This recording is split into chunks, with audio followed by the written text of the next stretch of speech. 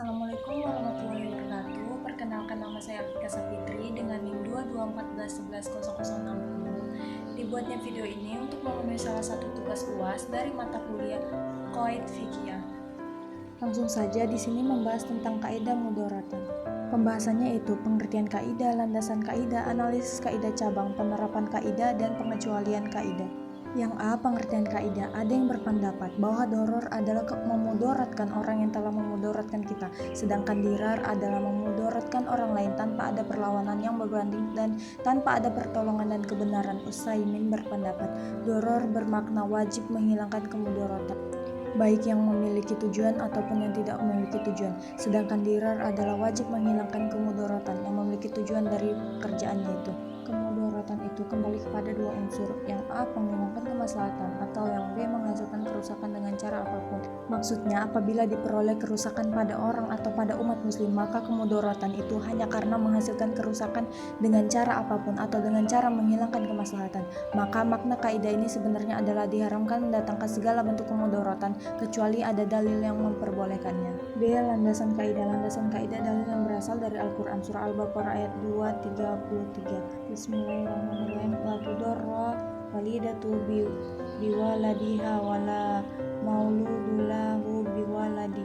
Artinya, dan hendaklah seorang ibu tidak dimudaratkan dan seorang ayah karena anaknya. Dalil yang berdasarkan hadis yang diriwayatkan oleh Imam Al-Baihaqi dari Abu Sa'id Al-Khudri, artinya setiap orang tidak boleh memudaratkan orang lain dan tidak boleh dimudaratkan oleh orang lain. Siapa yang memudaratkan dia akan mendapatkan kemudaratan, dan siapa yang menyulitkan orang lain maka ia akan mendapatkan kesulitan. Nah, ini kaidah cabang. Kaidah kemudaratan memperbolehkan hal yang dilarang.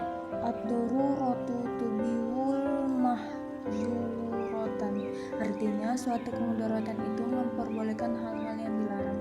Contoh kasusnya atau maksudnya, orang yang sedang dalam keadaan mudarat yang akan meninggal apabila tidak makan, sementara makanan yang ada hanyalah makanan yang haram, maka boleh memakan makanan yang haram. Siapa yang tidak dapat membela dirinya kecuali dengan mencelakai orang lain, maka boleh dilakukan. Diperbolehkan mengambil uang orang yang tidak mau membayar hutang walaupun tanpa izinnya, dengan tujuan agar hutangnya terbayar.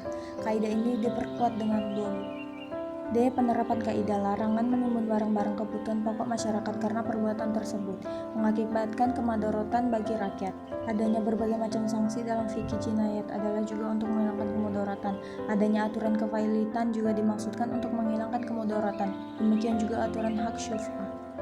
Adanya aturan talak dalam pernikahan untuk menghilangkan kemudaratan yang lebih besar dalam sebuah rumah tangga, kewajiban berobat, dan larangan bunuh diri. Pengecualian kaidah. Timbulnya pengecualian karena setelah para fuqaha melakukan proses istiqra pada beragam persoalan yang menjadi cabang kaidah tertentu. Dalam beragam persoalan yang memiliki kesamaan karakter, ternyata para fuqaha menemukan sebagian persoalan furu'iyah yang apabila dimasukkan sebagai cabang kaidah tersebut akan bertentangan dengan tradisi yang berkembang, batasan-batasan umum, sebab-sebab hukum, dan prinsip-prinsip dasar lainnya. Hal ini menuntut fuqaha agar tidak memasukkannya sebagai cabang kaidah tertentu dengan menjadikannya sebagai pengecualian dan mustasnayat. Walaupun demikian, adanya pengecualian tersebut tidak lantas menjadikan kaidah keluar dari sifat kuliahnya. Artinya, meskipun terdapat pengecualian, kaidah tersebut tetap memiliki cakupan furu' yang menyeluruh. Alasannya adalah sebagai berikut. Pertama, syariat Islam seringkali memosisikan hal-hal yang bersifat ghaib al-aksari atau mayoritas umum, layaknya al-am, al-qaid, universalitas yang pasti. Artinya, sesuatu yang hanya umum terjadi oleh syariat sering diposisikan seperti sesuatu yang sudah pasti terjadi, sehingga menimbulkan formulasi hukum yang serupa.